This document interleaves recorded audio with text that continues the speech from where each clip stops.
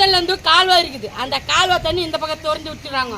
இந்த பக்கம் மக்கள் சாப்பிட்டோ போய்கிட்டோ முதல்ல அங்கேருந்து எடுத்து விட்டுறாங்க. மழை பெய்யவில்லை, இவ்வளோ தண்ணி 3 நாள் 4 நாள் பெய்யினதான் 3 நாள் 4 நாள் பெய்யினதான் எங்கள் தண்ணி வந்து வீட்டு உள்ளே வந்து போய் தண்ணி வந்துச்சு. படுக்கிறது கூட இடம் இல்லை. எங்கோ போய் படுக்கிறோம். பஜாரில் போய் படுக்கிறோம். எங்கள் ஊர்லலாம் தண்ணி எல்லாம் வந்துச்சு. பள்ளமாக இருக்குது. கவர்மெண்ட் வீடு கட்டுறாங்க. ஒரு 3 வருஷம் ஆயிடுச்சு. வீடு அதை பார்த்து துரு பிடிச்சி மக்கிச்சு அப்புறமா தளம் போடுறாங்க. ஸ்டேஷனில் போய் படிச்சுட்டு இப்போ வரோம். ஸ்டேஷனில் படுக்க எந்த ஸ்டேஷனில்?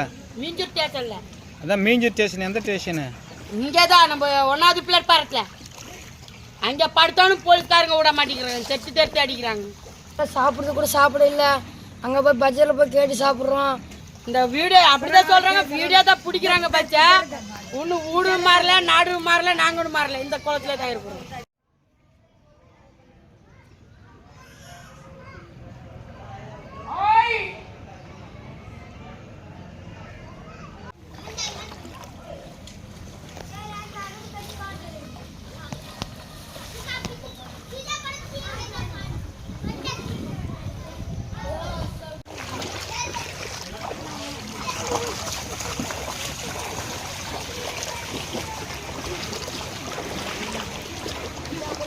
திருவள்ளூர் மாவட்டம் மீஞ்சூர் ஊராட்சிக்கு உட்பட்ட கல்பாக்கம் ஊராட்சி நரிக்குறை இன மக்கள் வந்து 100க்கும் மேற்பட்டோர் இங்கு வசித்து வருகின்றனர். பெஞ்சன் புயல் காரணமாக நேற்று அதிக கனமழை வீசியதால் மழையுடன் சூறைக்காற்று வீசியது.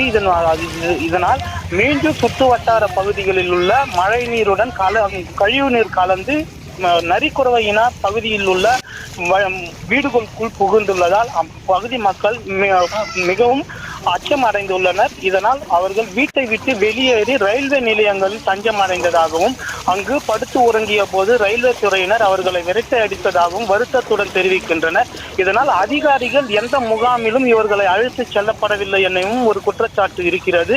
ஏற்கனவே கடந்த மழையின் போது அதிகாரிகள் ஆய்வுகளை மட்டுமே மேற்கொண்டார்களே தவிர சட்டமன்ற உறுப்பினர், ஊராட்சி மன்ற தலைவர்கள், அதுக்கு உட்பட்ட அனைத்து அதிகாரிகளும் பார்வை மட்டுமே இடுவதாகவும் அவர்கள் வருத்தத்துடன் தெரிவிக்கின்றனர். குழந்தைகள் குளம் போல் தேங்கியிருக்கும் நீரில் தெரியாமல் குளிப்பதால் தொற்று நோய் பரவும் அபாயமும் ஏற்பட்டிருக்கிறது. அவர்கள் வீடுக்குள் வைத்திருந்த எலக்ட்ரானிக்கல் பொருட்கள் மொத்தமே முற்றிலும் வந்து தண்ணீரில் மூழ்கியுள்ளது. சமையல் கூட செஞ்சு சாப்பிட முடியாத சூழ்நிலையில் ஊருக்குள் போய் வீடு வீடாக சாப்பாடு வாங்கி தின்பதாகவும் அவர்கள் வருத்தத்துடன் தெரிவிக்கின்றனர். உடனடியாக இவர்களுக்கு முகாம் அமைத்து இவர்களை இங்கிருந்து அப்புறப்படுத்தி முகாம்களை அமைக்க வேண்டும் எனவும் அவர்கள் தெரிவிக்கின்றனர். அதிகாரிகள் தரப்பில் நேற்று கூட ஆய்வுக்கு வந்த அமைச்சரும் மாவட்ட ஆட்சியர்களும் எங்கள் பகுதிக்கு வரவில்லை எனவும் வருத்தத்துடன் தெரிவிக்கின்றனர்.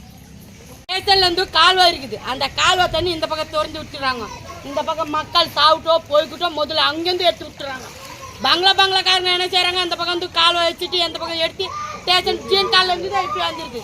இப்போ நாம் எந்த பக்கம் எடுக்கல சொல்லுங்கள், நீங்களே சொல்லுங்கள். இந்த பக்கம் வை பார்த்தோன்னு மூடிட்டாங்க, கால் ஒன்று மூடிட்டாங்க. பின்னாடி ஊறி சின்ன குளம் ஒன்று இருக்குது, ஊறி இப்போ பைபாஸ் கட்டினால மண்ணு போட்டாங்க.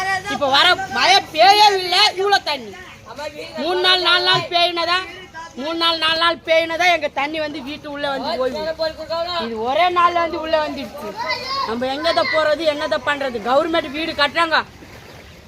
ஒரு 3 வருஷம் ஆயிடுச்சு. வீடு அதை பார்த்து துரு பிடிச்சி மக்கிச்சு அப்புறமா தளம் போடுறாங்க. என்ன பண்ணலாம்?